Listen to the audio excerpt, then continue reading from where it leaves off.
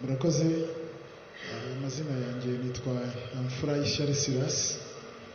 Nari umusirikare mu gihe cy'ubutegetsi bwa Habyarimana Juvenal kugeza ku itariki 17 z'ukwezi kwa kane 1994 ubwo jenoside yakorwaga ngahungira i Burundi.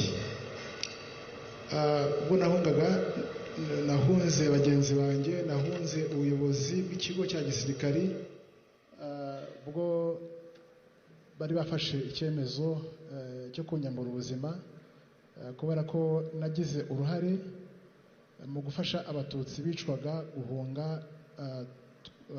tugeze i Burundi.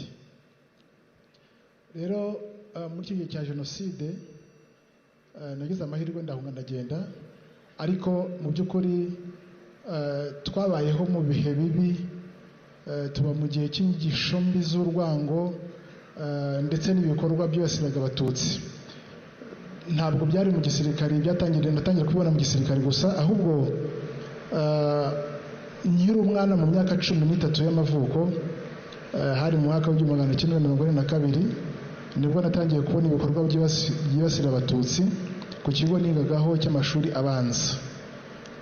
Byakorewe umwana w'umukobwa w'umunyeshuri, umwana bimuviramo guta ishuri. Uyu munsi arahari, ni umumama, birumvikana ageze mu zabukuru nk'uko nanjye mubona ngana uyu munsi, ariko ni amateka y'ibyamubayeho. Kandi icyo gihe mu by'ukuri nta ntambara yari mu gihugu, ntayo twari tuzi, twabonaga dutekanye, ariko ibikorwa byakozwe byamukoreweho byakozwe n'abana mu buryo bugaragara neza ko abo bana atari ibintu bari babyukanye, ahubwo byari ibintu bari basanzwe bafite kandi bigishijwe, bigaragaza neza ingengabitekerezo y'urwango rwibasiye abatutsi kugeza kuri jenoside, ko ari inyigisho zatangiye cyane ndavuga mu myaka 13 icyo gihe. Ariko na mbere yaho njye ntaranavuka twamenye amakuru y'uko mu gihugu cy'u Rwanda cyari gifite impunzi zahungiye hanze, impunzi z'abatutsi zahungiye hanze. Nibuka neza muri za 81 na 82 hari, sinzi abantu babyibuka, ariko twigeze kumva amakuru ko hari abantu impunzi zahungutse ku bushake ziza mu Rwanda bakazisubizayo. Twigeze kubyumva ko muri myaka byize kuba twumvaga abakuru babivuga, mu by'ukuri nubwo twabimenye.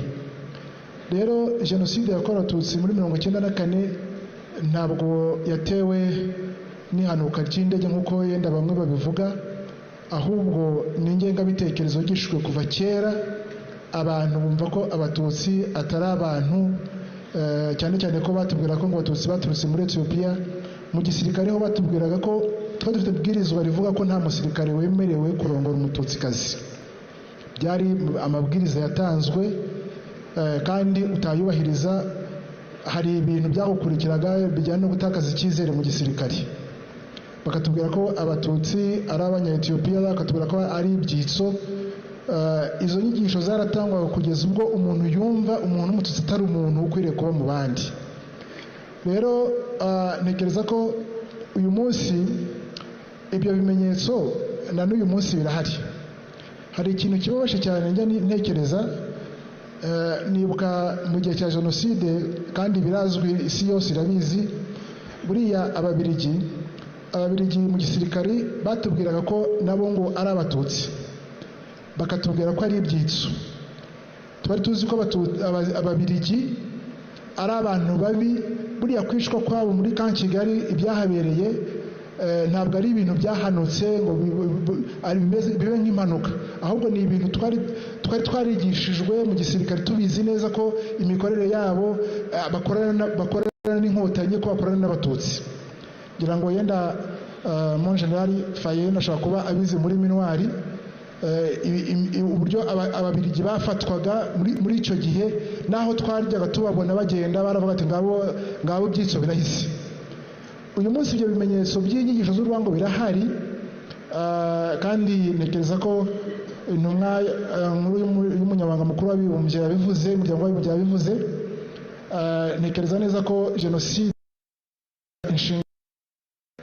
ku buryo utekereza neza ko amahanga yakagombye kuba ahagurukira icyo kintu, kugeza ubwo niba hari inyigisho zigaragara ziboneka zumvikana, sinzi niba inshingano zizafatwa ari uko byatangiye gushyirwa mu bikorwa kandi n'ibikorwa nabyo birahari.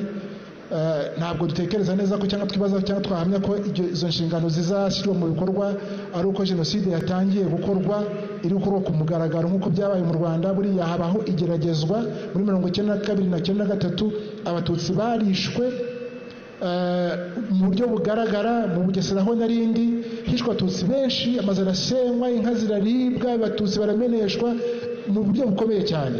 Yego. Kandi iyo miryango yari ihari. Nkumva rero mu by'ukuri njya mu gitekerezo cyanjye nuko amahanga akwiriye kudaceceka nk'uko yacecetse muri biriya bihe mu Rwanda. Yego. Abahigira u Rwanda barahari muri kwa kwiyubaka. Ambasaderi wavuze wa Isirayeli n'ubudaheranwa ntabwo wabikora, ntabwo byagerwaho mu gihe hari abantu bariho bahigira ku kwica, mu gihe hari abantu bariho bahigira ku kurimbura. Ibyo ntabwo bishobora kubyagerwaho. Murakoze cyane. Yego, murakoze cyane Silas. So, on va prendre 2-3 questions dans la salle.